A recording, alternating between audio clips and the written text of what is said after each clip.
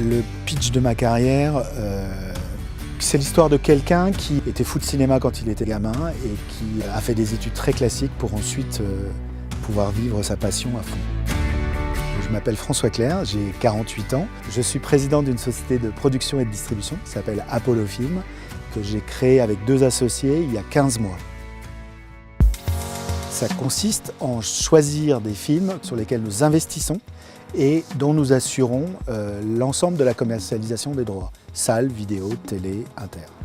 C'est une société qui va faire 6 millions de chiffre d'affaires cette année et pour sa première année pleine l'année prochaine, qui devrait osciller entre 15 et 20 millions d'euros de chiffre d'affaires.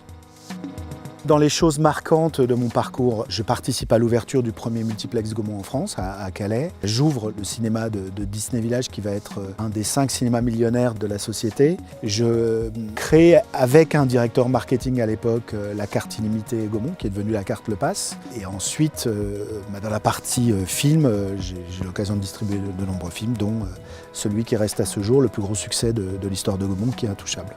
Après Intouchable, pour moi, il était évident qu'il fallait faire autre chose. Le succès est presque une anomalie dans ce métier, mais le métier est ainsi fait que les succès rattrapent les échecs, même s'ils nous construisent. J'ai construit des succès à partir d'échecs.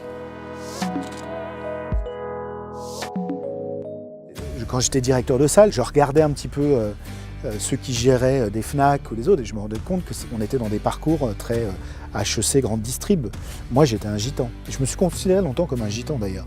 Et ce qui est génial, c'est que j'ai rencontré beaucoup dans ma vie de CV de gens qui venaient de l'ISC, et je me suis dit que j'étais pas tout seul dans cette filière-là, et que cette école probablement pouvait ouvrir à ça. Donc si j'ai un conseil à donner, c'est qu'il faut justement garder cette ouverture le plus possible. Garder cette humanité qu'on avait nous dans l'école.